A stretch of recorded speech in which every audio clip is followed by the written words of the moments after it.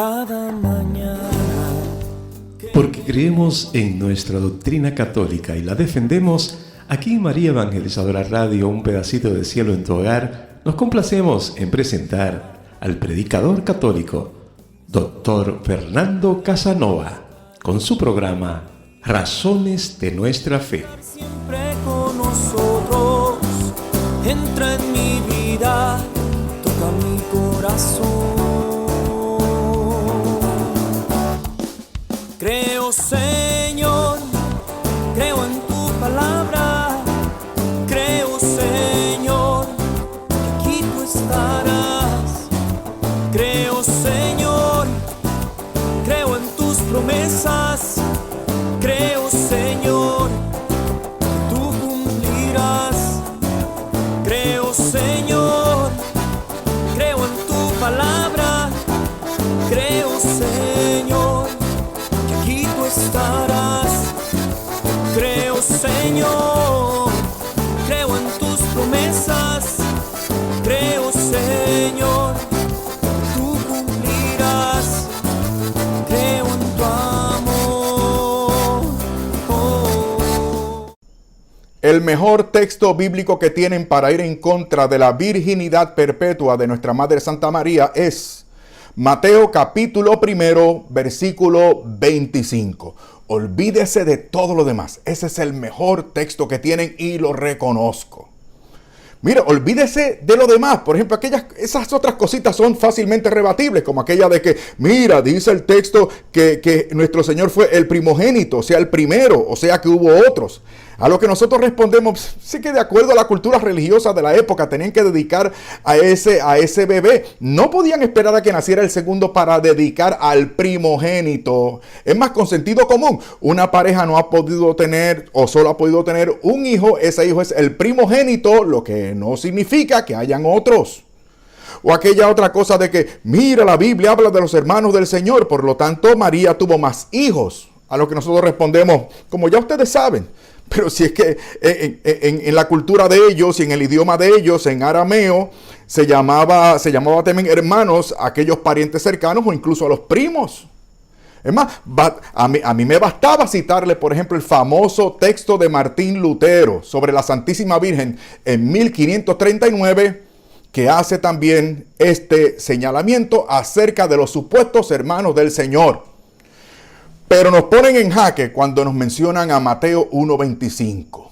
Dice, citando aquí yo ahora la Biblia de Jerusalén, dice, y no la conocía hasta que, la Biblia de los hermanos no católicos dicen también, y no la conoció hasta que, está bien, no hay problema, está bien traducido. No la conocía hasta, refiriéndose a San José, no la reconocía hasta, o no la conocía, mejor dicho, hasta que ella dio a luz un hijo y le puso por nombre Jesús. Dicen, ¿hasta qué? Por lo tanto, después tuvo más. Pero deténgase ahí. Vamos con otras dos versiones. Esto se pone interesante. La Biblia de Navarra traduce, y sin que la hubiera conocido, dio ella a luz un hijo y le puso por nombre Jesús, sin que la hubiera conocido. O sea, la Biblia de Navarra está enfatizando antes y no el después. Hasta que de antes y no hasta que de lo que ocurrió después. Vamos con otra Biblia. Esta es ecuménica, acordada entre protestantes y católicos. Por eso es importante esta cita. Y sin haber tenido relaciones conyugales, traduce esta Biblia, sin haber tenido relaciones conyugales, ella dio a su hijo, etc. Qué interesante. Estas dos últimas versiones enfatizan antes de y no después de hasta que. Prepárese, mi hermano y mi hermana. Vamos a despegar. Abróchese los cinturones. Y ya usted sabe que cuando el avión va a despegar, no se sirve comida ni bebida ni se va para el baño. Y mientras está volando, usted no puede abandonar el avión. Así que se queda aquí hasta el final, que le aseguro que esto no va a durar mucho. Esto lo vamos a liquidar enseguida. Primero, vamos a analizar la palabra hasta o la frase hasta que. Escuche con atención. Hasta viene del griego koiné geos. Todos los manuscritos acuerdan con esto. Geos, que es una estamos en gramática elemental. Esto no hay quien lo contradiga. No hay quien lo contradiga, esto es así.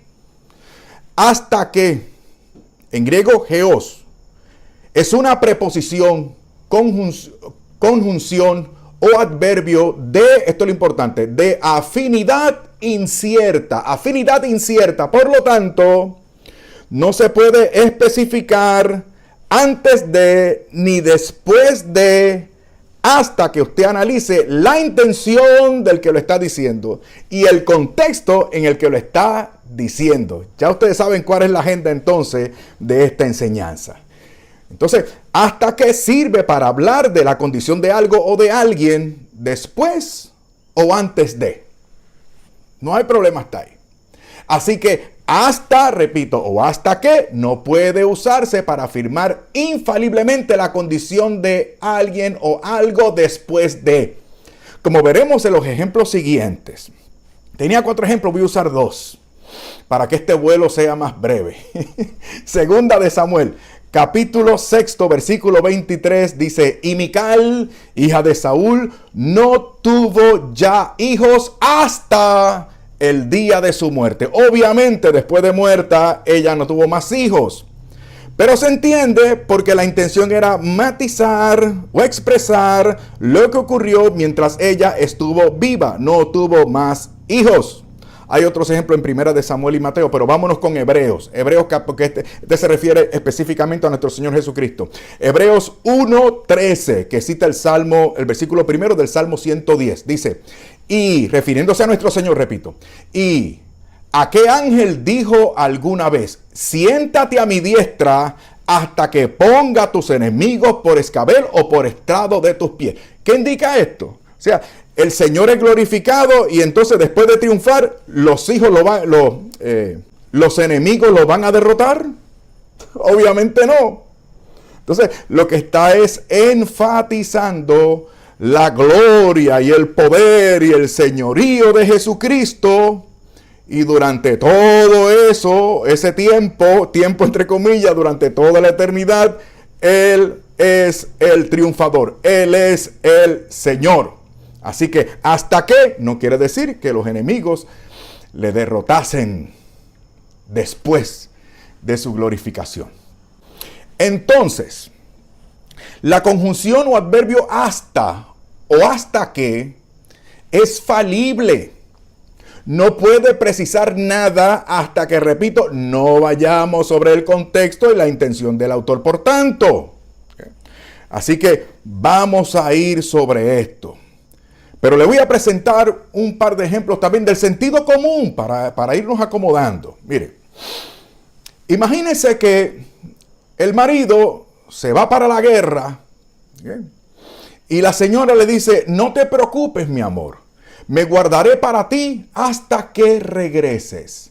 ¿Qué significa esto? O sea, ella le está expresando que cuando él llegue le va a ser infiel. O sea, él no se va a preocupar por el momento en que va a estar ausente, sino cuando regrese. Obviamente ella está enfatizando y le está asegurando algo muy bonito, por cierto, durante el tiempo más importante, que es el tiempo de su ausencia en cuanto a la fidelidad conyugal se refiere, ¿ve? ¿O qué tal si ella le dice: no te preocupes, mi amor, te aseguro que te fui fiel hasta que llegaste de tu viaje? Ahora es que el tipo se va a preocupar de verdad, ahora que está cerca, ahora que conviven. Entonces, ven ustedes cómo hay que usar el sentido común y analizar el contexto. Hay que ver el contexto de la situación, ¿ok? O en este caso también la intención del autor sagrado. Ahora vamos al pasaje. Recuerden, Mateo 1:25, pero lo vamos a tomar desde el versículo 18 para verlo en su contexto y descubrir la intención del autor. ¿Estamos listos? Versículo 18. Su madre, María, estaba desposada con José y antes, ya están viendo el énfasis que introduce aquí, antes de que conviviesen, se encontró encinta por obra del Espíritu Santo. Aquí se está proponiendo algo, ¿okay? Antes de convivir con José, ella se encontró encinta por obra del Espíritu Santo. Entonces la intención del autor es enfatizar que la concepción del Señor fue virginal por obra sobrenatural del Espíritu Santo. Ya vemos la intención. Versículo 19. Su marido José, aquí viene el problema a resolver. Su marido José, como era justo, no quería ponerla en evidencia. Entonces resolvió repudiarla en secreto. Ese es el problema. ¿Por qué? Porque durante ese tiempo él dudó. El tiempo del desposorio, es decir, antes del casamiento, como conocemos nosotros en Occidente, propiamente dicho. Ahí está el problema. Vamos al versículo 20. Así lo tenía planeado él, don José. Cuando el ángel del Señor, otra vez lo sobrenatural, cuando el ángel del Señor se le apareció en sueños y le dijo, José, hijo de David, es importante, esto también matiza la importancia de este texto, porque hijo de David, recuerde que en Mateo, nuestro Señor Jesucristo es descendiente de David por parte de José. ¿Okay? Que no tenía que ser, por cierto, por vínculo de sangre, sino por disposición legal. ¿Estamos claros? Por eso es que es sobrenatural y sobrenaturalmente, a pesar de que fue sobrenaturalmente, nuestro Señor Jesucristo debía ser legalmente hijo de un descendiente de David. Noten ustedes, este texto es maravilloso. No temas tomar contigo a María, tu mujer, porque, el énfasis otra vez, porque lo engendrado en ella es del Espíritu Santo. Entonces, ya ven ustedes la intención del autor. ¿Okay? Apuntar y enfatizar por la sobrenaturalidad de ese evento, de la concepción del Señor, que fue virginal.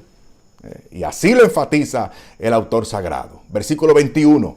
Dará a luz un hijo y tú le dices a José, ven la importancia de José, y tú le pondrás por nombre Jesús porque él salvará al pueblo de sus pecados. Versículos 22 y 23. Note, todo esto sucedió, primero enfatiza la sobrenaturalidad, ahora el cumplimiento de la profecía. Todo esto sucedió para que se cumpliese el oráculo del Señor por medio del profeta. Ved, la Virgen concebirá y dará a luz un hijo y le pondrán por nombre Manuel, que significa Dios con nosotros. La Virgen otra vez tiene que ser virgen. Por tanto, lo que se matiza es ese momento de tiempo, ¿okay?, para precisar sin ninguna duda que la concepción de nuestro Señor Jesucristo fue por parte o mediante una virgen por disposición sobrenatural de Dios en el Espíritu Santo. Clarito, esto está clarito, mi hermano, clarito. Voy a mirar aquí a la cámara porque me regañan los cristófilos que estoy mirando a la pantalla. Los cristófilos pueden criticarme y pueden regañarme y pueden llamarme la atención.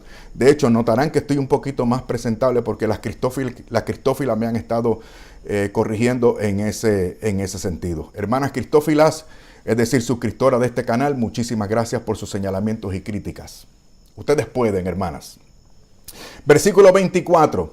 Despertando José del sueño, hizo como el ángel del Señor le había mandado y tomó consigo a su mujer.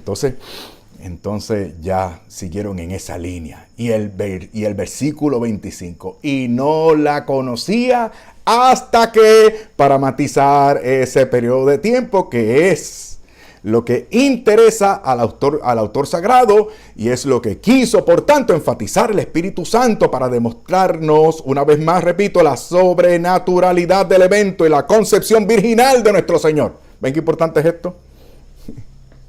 Ella es virgen, perpetuamente virgen. ¿Eh? No importa quién diga lo contrario. Aunque sea una religiosa dominica allá en España, no le haga caso.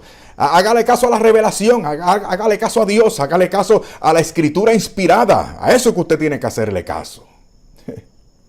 Entonces, ahora resulta que aquellas versiones de la Biblia de Navarra, y la católica de Navarra, y la ecuménica entre protestantes y católicos, Dios habla hoy, traducen bien, porque hacen claro que la intención del autor sagrado con respecto a ese texto específico de Mateo 1:25 y el contexto, ¿ven ustedes?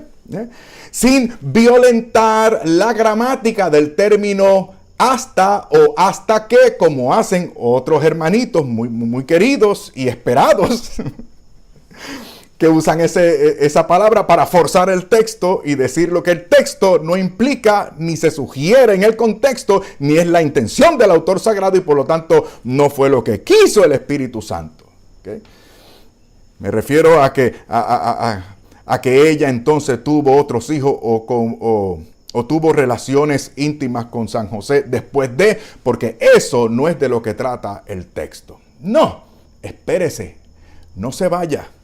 No se vaya porque esto no es todo, mis queridos hermanos. Voy a llamar al estrado a un testigo. Prepárense para lo que viene ahora. Un testigo, no me van a creer. Pero créanme, porque en la descripción del video voy a poner la cita de este testigo y voy a poner la fuente de la cual se toma. ¿Okay? No voy a citar la fuente aquí en el video porque es larguísima citar esta fuente y además todo esto está en latín, en francés y en alemán. Y no quiero impresionarlos a ustedes con mi dominio de esos lenguajes y mi perfectísima pronunciación de esas lenguas. Voy a llamar al estrado como testigo al reformador protestante Juan Calvino. Juan Calvino, ¿okay? El más teólogo de todos los reformadores. ¿Okay?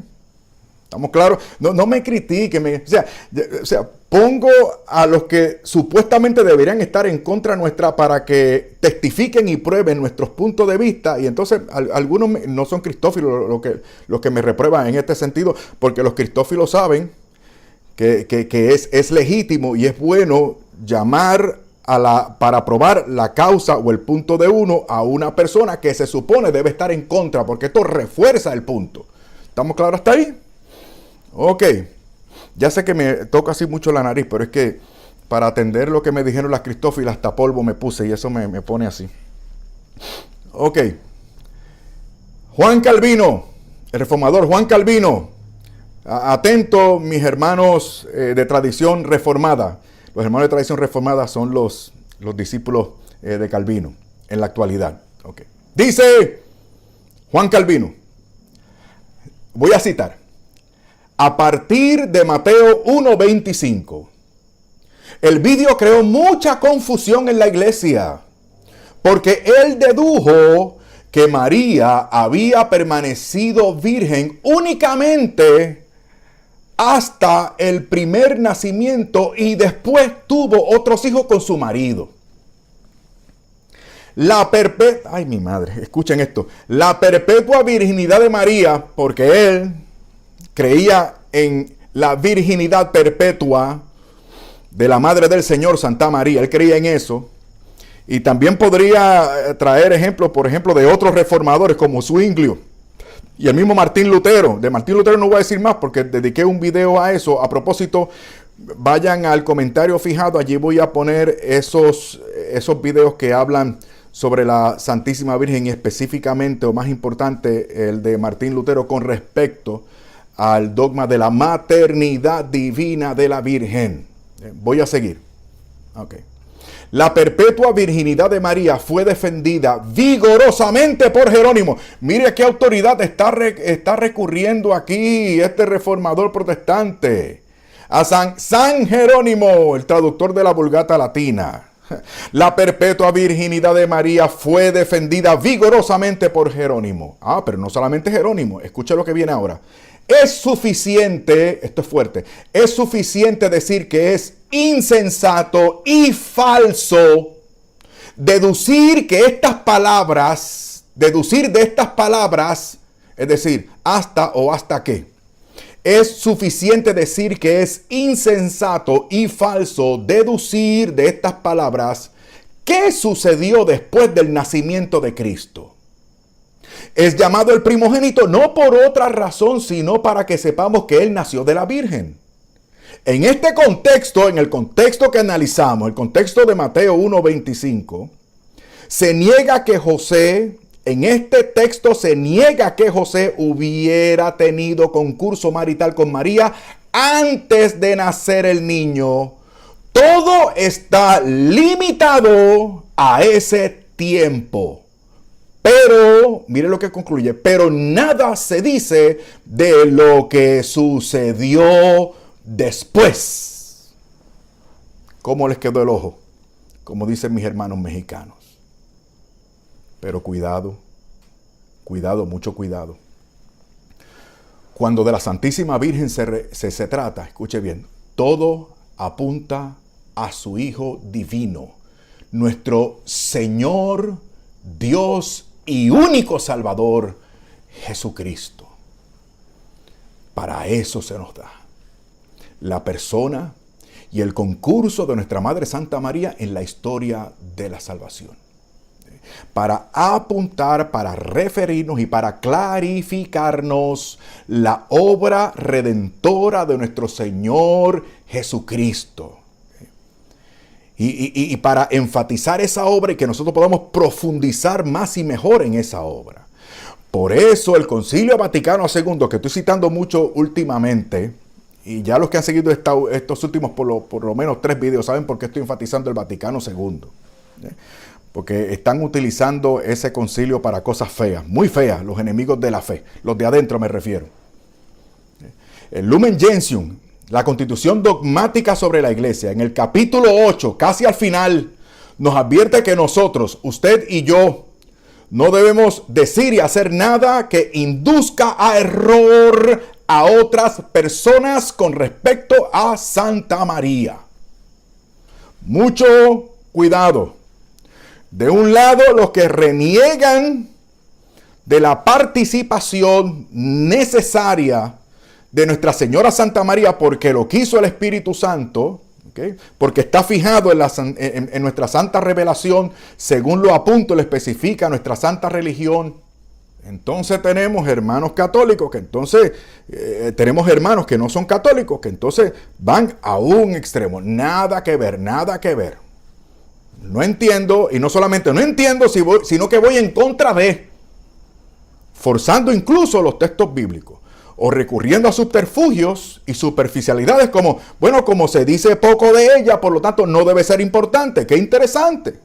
¿En qué basan ellos su énfasis en, por ejemplo, el nuevo nacimiento como una experiencia súbita, que uno obtiene mediante una oración que se repite después de escuchar un sermón evangelístico? ¿De dónde lo sacan? De 2 o 3 textos bíblicos, de dos o tres versículos bíblicos.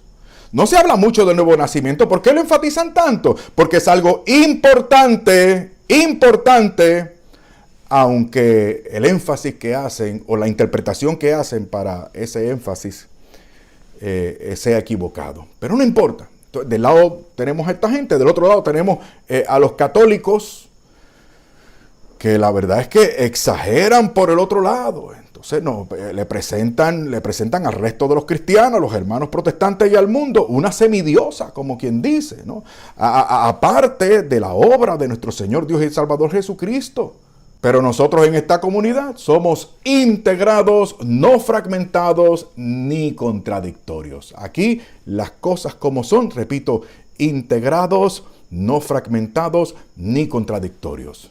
Me encanta, por ejemplo, el énfasis de que hace el padre Eduardo Chávez, especialista a nivel mundial, de los primeros, si no el primero, en la historia de las apariciones de Nuestra Señora Santa María y del Códice Guadalupano. O sea, el énfasis que él hace, y lo matiza mucho, es que la historia y el Códice Guadalupano es cristológico. Todo refiere a Cristo, para señalar a Cristo, para presentar a Cristo, para que podamos tener un mejor y correcto entendimiento de nuestro Señor Jesucristo y su obra redentora. Esa flor de 4 pétalos en el vientre de nuestra Madre, la Señora de Guadalupe, que está encinta, ¿a qué refiere? ¿A qué refiere? A Dios el Señor. Por eso ella dice, yo soy la madre del único y el verdadero Dios, el dueño y Señor de todo lo creado, etc. Ahí está el énfasis. Ahí es que tiene que estar nuestro énfasis, hermanos y hermanas. Como por ejemplo, el dogma de la maternidad divina. ¿Para qué es? ¿Para qué es? ¿Para ensalzar a María? No.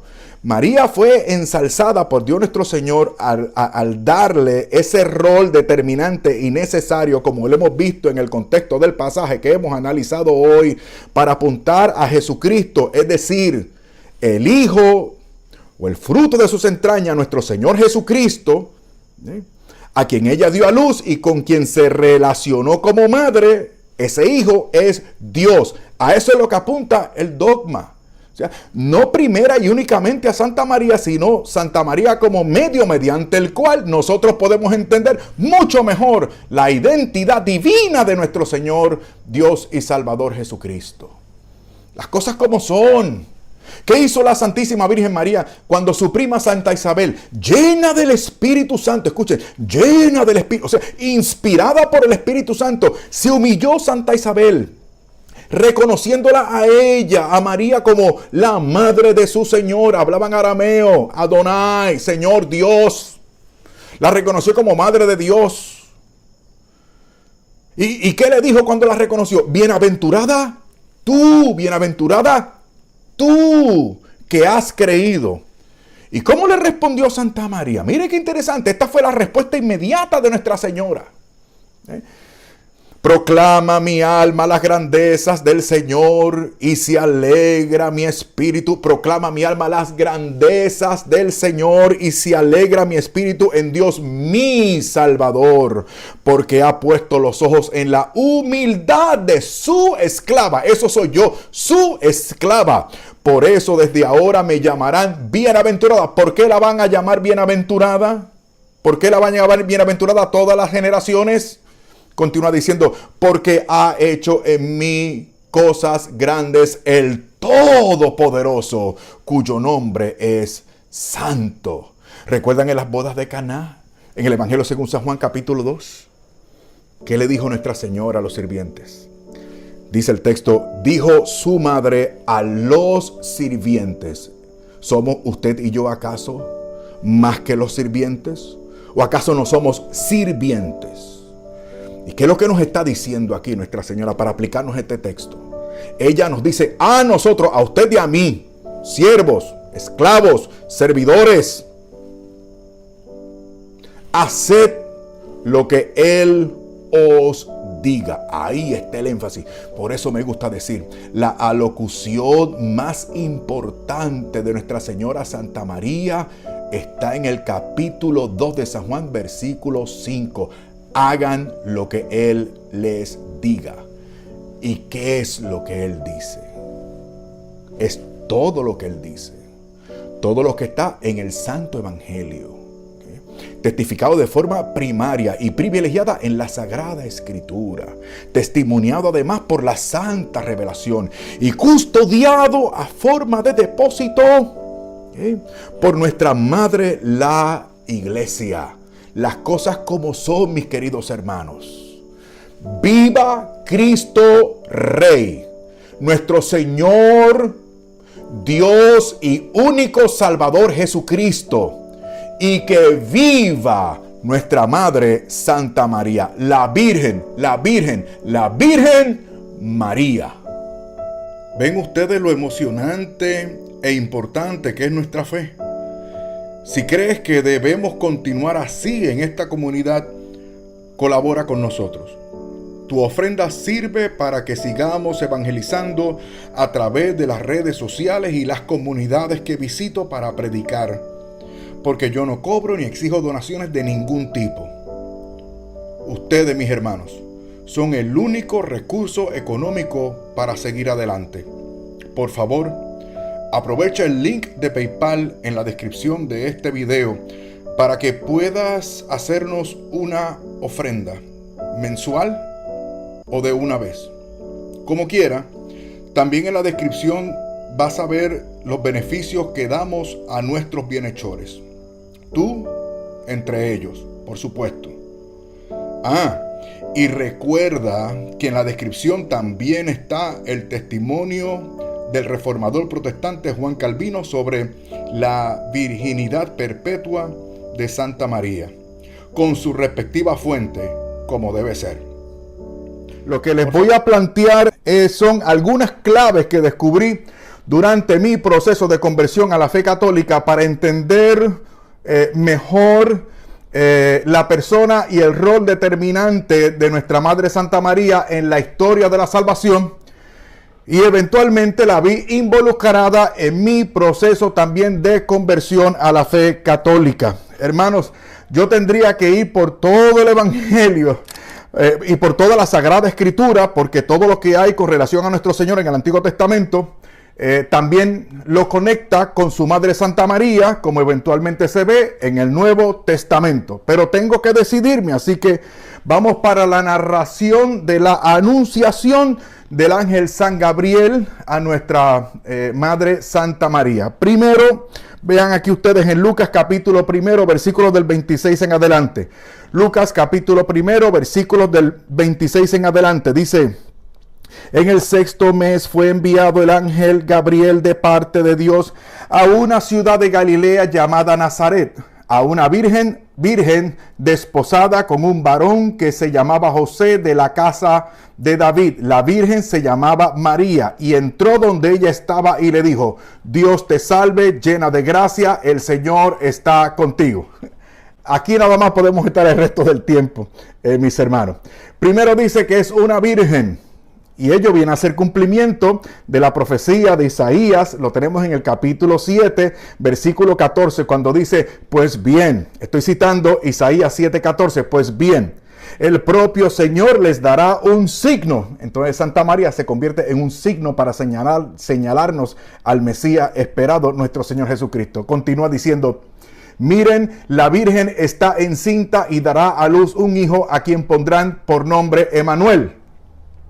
La Virgen concebirá y dará a luz un hijo. Después, como vemos en Mateo capítulo 1, versículo 23, juntando también el relato de la natividad de Mateo con este de Lucas, y estos dos con el relato de la profecía de Isaías. Esto es maravilloso. Luego entonces tenemos el relato de la anunciación en 3 partes. Esto a mí me llamó la atención cuando la estudiaba, y cuando comencé a estudiarlo, mis hermanos, yo no era católico, y por eso me llamó la atención.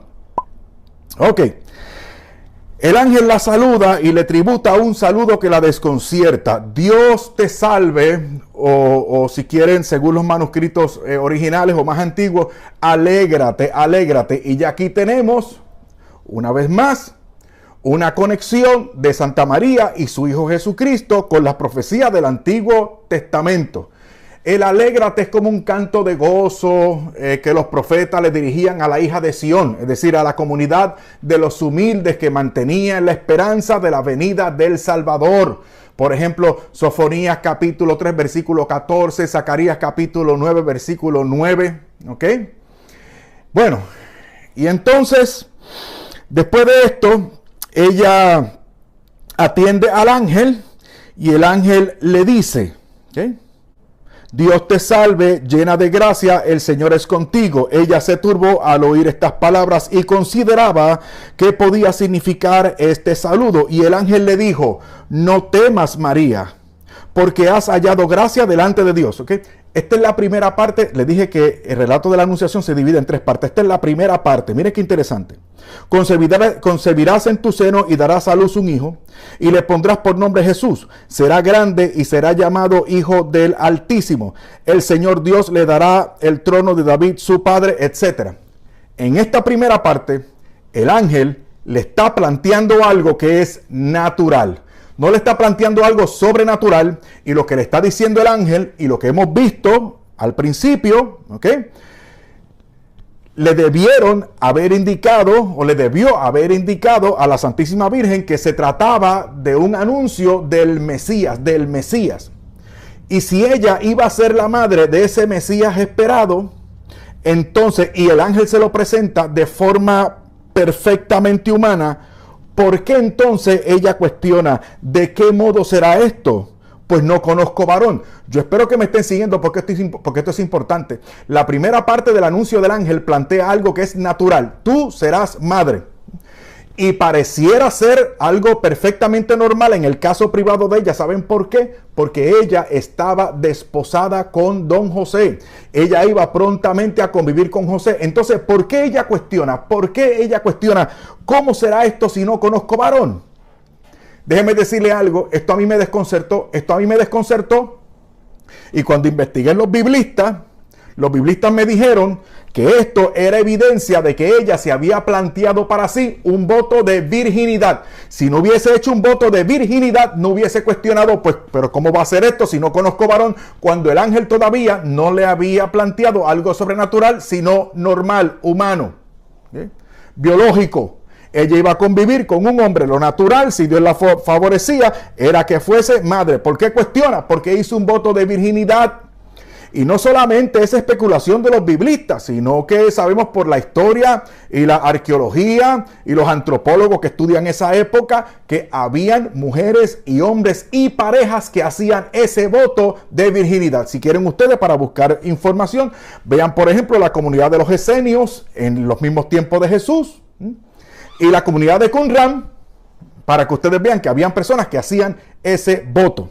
¿Cómo será esto si no conozco varón? Ahora, en la segunda parte, el ángel ahora le explica cómo será. O sea, su voto de virginidad no iba a ser alterado, puesto que lo que iba a suceder en ella para que fuese madre era algo sobrenatural. El ángel le respondió: el Espíritu Santo descenderá sobre ti, y el poder del Altísimo te cubrirá con su sombra. Por eso, el que nacerá santo será llamado Hijo de Dios. El Espíritu Santo. Y ahí tienes a Isabel, tu pariente, que en su ancianidad ha concebido, de forma milagrosa también, un hijo. Y la que llamaban estéril ya está en el 6º mes, porque para Dios no hay nada imposible. Y cuando la Virgen María se dio cuenta de que ese voto de virginidad no se iba a ver alterado, aquí tenemos un ejercicio de discernimiento de la Santísima Virgen que a mí me dejó pasmado y a ustedes les debe impresionar también. Ella no estaba dando una expresión de duda. No. Es que estaba segura de que Dios le había otorgado esa vocación. Le había prescrito ese estado de vida virginal, de entrega completamente a Dios, aún en su matrimonio. Entonces, cuando le plantean algo natural, ella tiene que decir: pero espérate, esto contradijo, me tienen que explicar. Discernimiento. O sea, en mi caso, si se me presenta un ángel del cielo y me dice: Fernando, el Señor te llama para que lo dejes todo y te vayas al África a ser de misionero a tiempo completo, yo voy a decir: pero ¿cómo va a ser eso? Si yo soy esposo, padre de familia, yo soy seglar, yo no soy religioso, no soy cura. Me tienes que explicar cómo va a ser eso. ¿Por qué? Porque Dios a mí y a usted no le va a asignar algo que contradiga su estado de vida o la vocación que ya le ha prescrito previamente para que usted se haga santo y vaya para el cielo. Y por eso es que el ángel le tiene que explicar que será algo sobrenatural. Y entonces, la Santísima Virgen respondió: he aquí la esclava del Señor, hágase en mí según tu palabra. Tenemos el saludo del ángel que la conecta con las profecías del Antiguo Testamento y con su Hijo Jesucristo. Y en este sentido, la Virgen se convierte en punto de referencia, porque si ella va a ser la madre del Mesías prometido, entonces según la cultura hebrea, ella pasaba a ser la reina, porque en la cultura hebrea, la reina no era la esposa del rey, sino la madre del rey. Y la reina madre, por lo tanto, se constituía en un punto de referencia. ¿Quién es el rey? El hijo de esa mujer. ¿Se dan cuenta? Por eso es que en Israel las veneraban tanto a las madres de los reyes, tenían un título, le llamaban las Geribá, que significa la gran dama. Y todo el que sabe un poquito de cultura judía y de la historia y costumbre de la época, saben que las reinas tenían acceso irrestricto ante sus hijos los reyes. Las reinas eran miembros eminentes de la corte real y eso era distinto a las demás culturas. Esto era rasgo distintivo de la cultura esta. Y esto pasó a la revelación cristiana, mis hermanos y mis hermanas. Por eso en el capítulo 12 de Apocalipsis, ella aparece como la madre del Mesías prometido y luego al final se dice que es la madre del resto de la descendencia. Qué maravilloso. En el capítulo 12 de Apocalipsis la tenemos como reina triunfante, madre del Mesías y madre de todos nosotros en el capítulo 12 de Apocalipsis.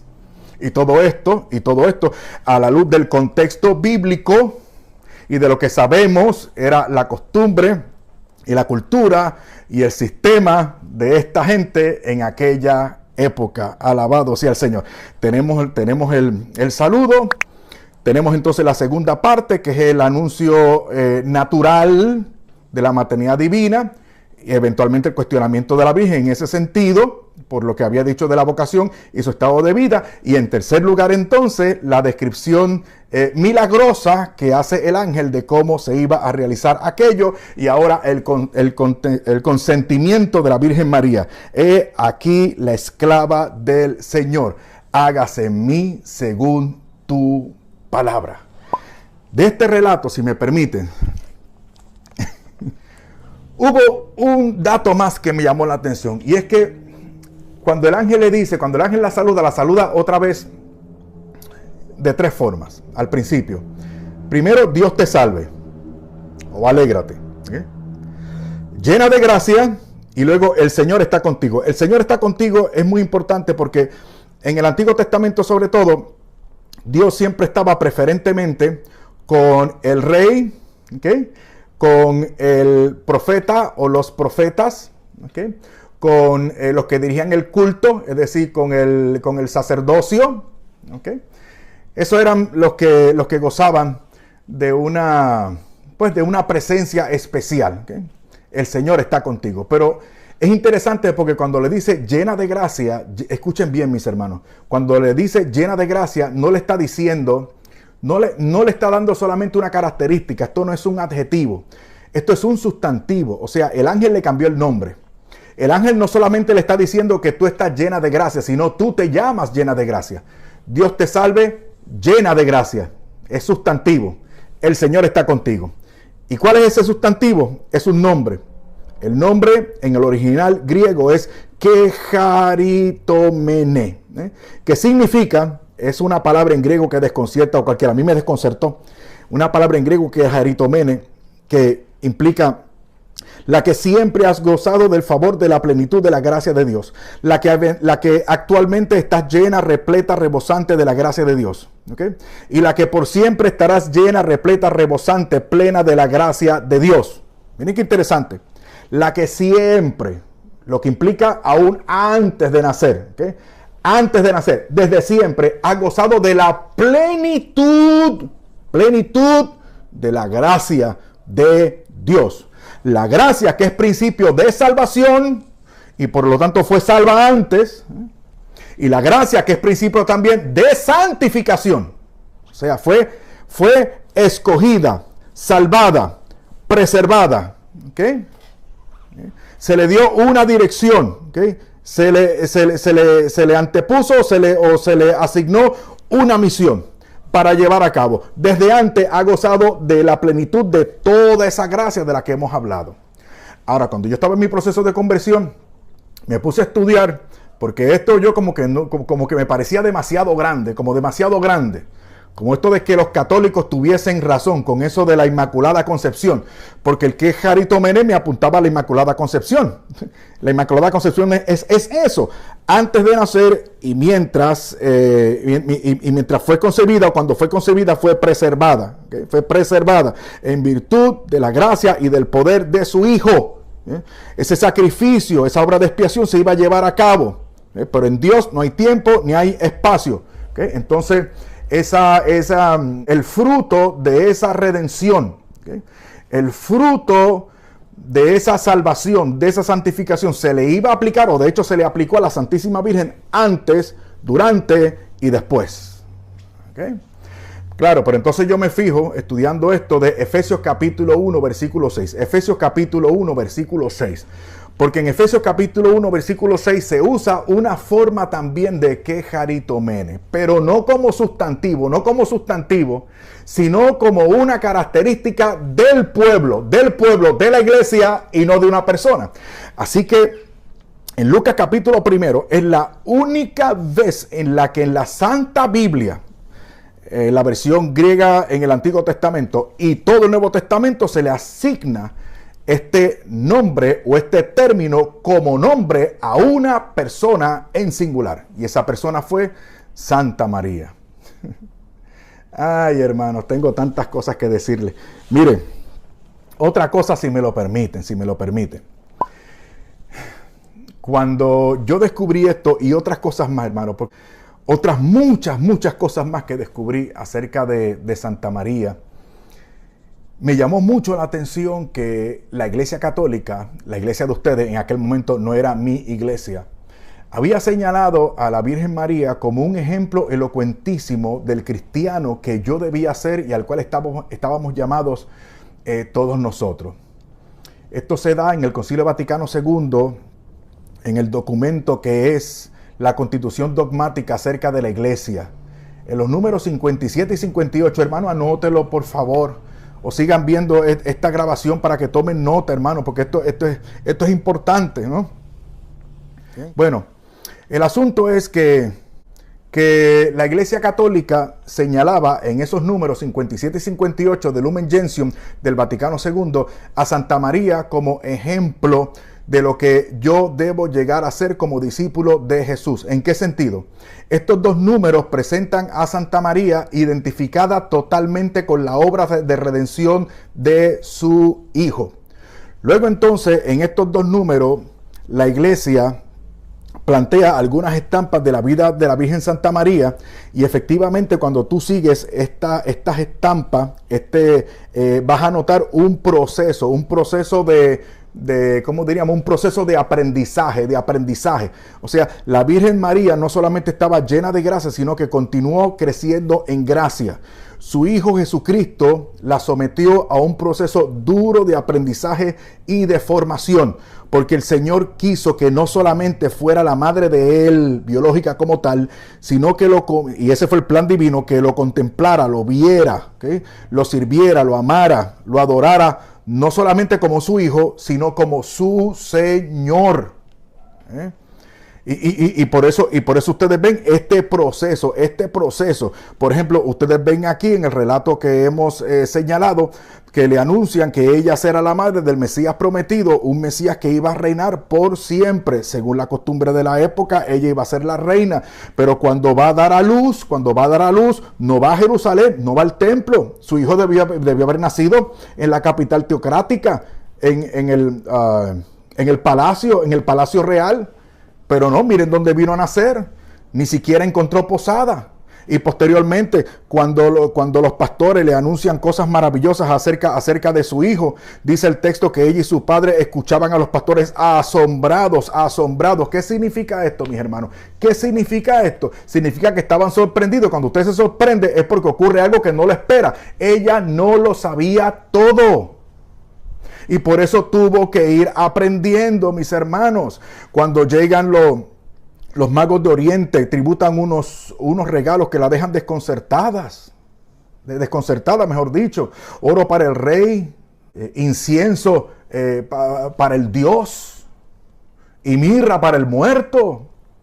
Posteriormente, cuando le encuentran en el templo después de 3 días de agonía, porque así fue como ella le dijo a su Hijo Jesucristo: tu padre y yo te buscábamos angustiados. ¿Y qué le dice el niño? ¿Qué le dice el adolescente? ¿Por qué me buscaban? Pero ¿qué respuesta es esa? ¿Por qué me buscaban? ¿No sabían ustedes? O sea, ustedes debieron haber sabido. Noten ustedes. Debieron haber sabido. Su hijo le instruyó. Y por eso su madre, como buena madre, le llama la atención, pero cuando su hijo le responde, ella cae en la cuenta. ¿Y cómo reacciona? No sigue argumentando. Dice el texto que lo meditaba todo en su corazón. Y podemos seguir por el resto del evangelio, mis hermanos. Las bodas de Caná, lo mismo. Cuando ella y sus parientes buscan a Jesucristo, su hijo aparentemente los desconoce. Ahí están tu mamá y tus parientes que te buscan. ¿Y qué dice ellos? ¿Y qué dice el Señor? ¿Y quién es mi madre? ¿Quiénes son mis hermanos? ¿Quién es mi padre? Aquellos que escuchan la palabra de Dios y la ponen por obra. En otras palabras, esto es teología bíblica, hermano. Esto es maravilloso. El Señor Jesús llevó a su Santa Madre para que fuese más allá de aquellos lazos meramente humanos y naturales, que son buenos, que son bonitos, que son santos, sí, pero su hijo quería mucho más, mucho más, mucho más, no solamente como la madre de él, sino como la madre de todos nosotros. Y para eso tuvo que instruirla, tuvo que llevarla, tuvo que amoldarla, mis hermanos. Tuvo que irla asimilando a su obra, su vida y eventualmente pasión y muerte. Por eso es que en la cruz la tenemos allí. ¿Cómo la tenemos? Léanlo, léanlo. Evangelio según San Juan, capítulo 19, versículo 25. Dice que ella, y el Concilio Vaticano II lo matiza, dice que ella se mantuvo erguida al lado de la cruz de su hijo. Por eso me encanta la representación que hizo Mel Gibson en la película La Pasión del Cristo. ¿Se acuerdan de esa escena? Cuando la madre presencia aquella matanza horrenda con respecto de su hijo.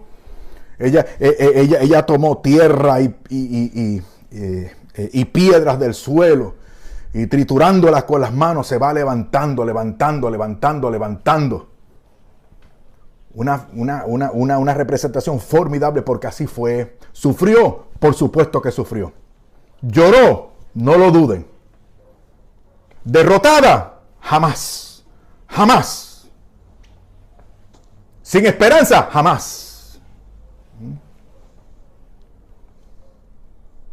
Se mantuvo erguida, asociada. Ay, hermano, y esa estampa cuando su hijo la ve junto al discípulo que amaba.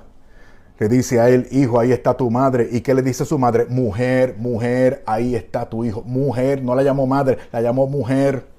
Que es el título que en la tradición judía y en la tradición rabínica se le asignaba a la que iba a ser madre del Mesías prometido, de acuerdo con Génesis capítulo 3, versículo 15. ¿Ve lo que le dije? No, a mí me ayudó a entender todo esto, sobre todo cuando leí el libro de yo no era católico todavía, leí aquel libro de un teólogo bíblico luterano. Luterano es, recuerden que la iglesia luterana es la iglesia evangélica o protestante más antigua del mundo. Él era un pastor luterano. Por cierto, después que hizo ese libro, terminó convirtiéndose a la fe católica. Un teólogo bíblico que se llamó, Dios lo tenga en gloria, se llamó Max Turian. Aquel libro se titulaba La Madre del Señor, La Madre del Señor. Y aquel libro me ayudó mucho. No de un católico, de un hermano separado. Aquel libro me ayudó. El libro se llamaba La Madre del Señor, un estudio acerca de la Santísima Virgen María en toda la Biblia, desde Génesis hasta Apocalipsis. A mí se me hizo más llevadero y más edificante en mi proceso de conversión a la fe católica, cuando vi a la Santísima Virgen María en toda la Biblia, prefigurada y anunciada y profetizada en el Antiguo Testamento e identificada con su Hijo Jesucristo en el Nuevo Testamento, y por lo tanto ejemplo para mí y para usted. Esta es la Madre del Señor. Es mi madre, es la suya también. Por eso en Hechos capítulo 1, versículo 14, la tenemos ahí. Mire, esto es otra cosa que dice la gente que sabe, los biblistas. Dice Hechos capítulo 1, versículo 14, se menciona, escuchen bien, ahí se menciona a los fieles de la iglesia en términos general, y a la Madre del Señor se señala específicamente de forma individual y personal. Y según los que saben de esto, ese texto es muestra de que, por lo tanto, para aquella primera iglesia debieron haber observado y venerado a la Madre del Señor no como cualquier hija de vecina, sino como lo que era la madre de su rey y por lo tanto la reina entre ellos. Y todo en su justa perspectiva, en una perspectiva católica.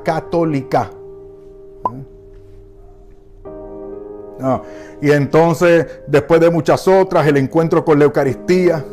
Y al final, después de un proceso de 5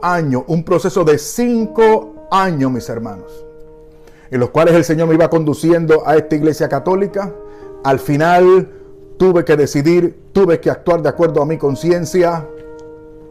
Tuve que notificar a los míos. Tuve que renunciar aquel pasado, aquella iglesia y aquella gente buena que me quería, que había confiado en mí. Y cuando todo pensaba que iba mal, no me quedó más remedio entonces que acercarme a la Santísima Virgen, no desde el punto de vista intelectual, sino también desde el punto de vista espiritual. Y fue entonces cuando me aferré al Santo Rosario. Ahí fue, hermano. Y yo hacía el rosario sin fe, sin mucho interés. Para mí era una oración que me tenía hastiado. Pero la hice.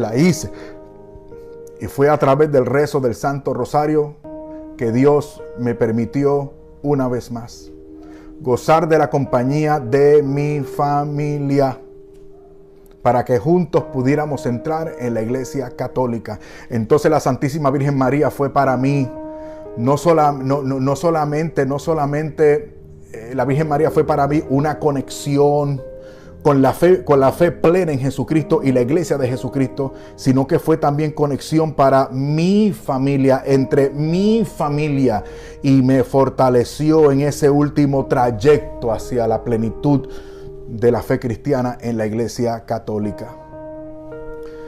Yo les pido a ustedes, mis hermanos, que tengan esa noción, que tengan ese interés, que desarrollen una fe mariana saludable, netamente católica. Al final de ese capítulo que el Concilio Vaticano II habla de la Santísima Virgen, al final el concilio advierte que nosotros los cristianos católicos, no podemos decir y hacer nada que conduzca a error a nuestros hermanos separados. Por lo tanto, la fe mariana que vamos a practicar ustedes y yo es una fe madura, es una fe católica y en comunión con la Iglesia Católica, no en comunión con supersticiones, ni pitonizas, ni sincretistas, ni brujos, ni adivinos. No, una fe mariana sólida en comunión con la Iglesia y la doctrina revelada por Jesucristo, según resguarda la Santa Madre Iglesia Católica como el depósito de la fe. Permítame 3 cosas más. Primero, usted ha podido corroborar la contundencia de esta enseñanza. Por lo tanto, le pido por favor, comparta este video con todas las personas que pueda en todas sus redes sociales. Número 2. En la descripción de este video usted encontrará un índice o tabla de contenido en el cual podrá mirar las partes de este video y volver a ver lo que le interese más de esta enseñanza. Y número 3. En esta misma descripción encontrará el link para donaciones con el método de PayPal. Abra ese link y colabore con nuestro ministerio y nuestro canal para que sigamos con estas enseñanzas que hacen tanto bien.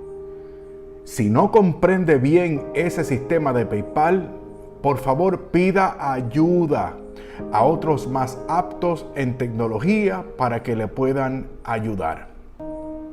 Muchísimas gracias. Dios le bendiga y nos vemos muy pronto, si Dios quiere.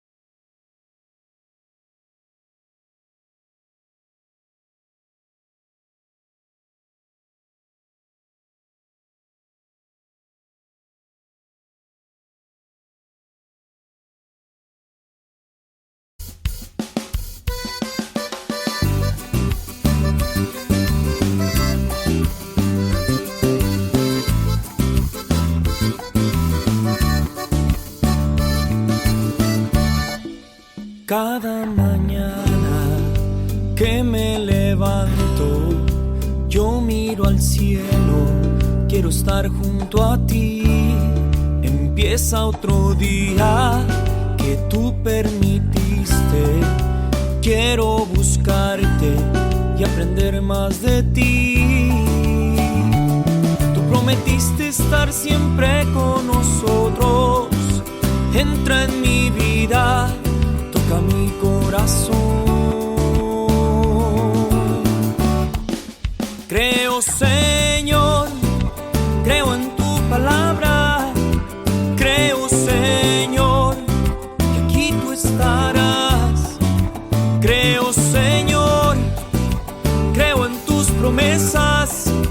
Creo, Señor, que tú cumplirás. Creo, Señor, creo en tu palabra. Creo, Señor, que aquí tú estarás. Creo, Señor, creo en tus promesas.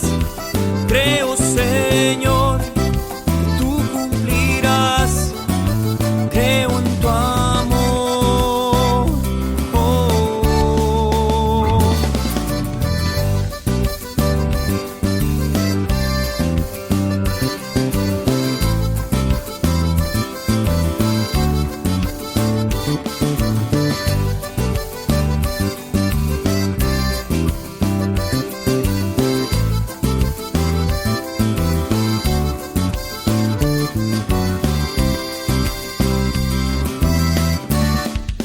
Creo, Señor, creo en tu palabra.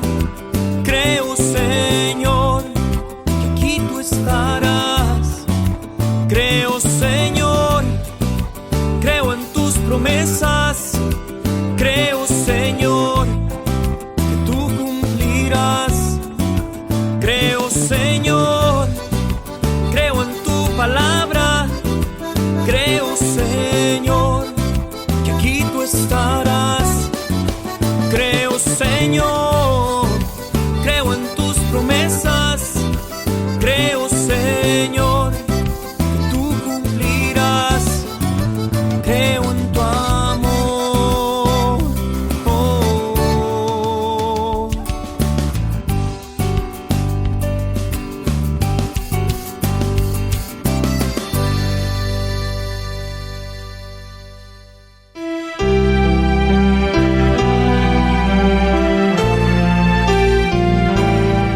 María Evangelizadora Radio, una emisora 100% católica y llega a ti como un pedacito de cielo en tu hogar.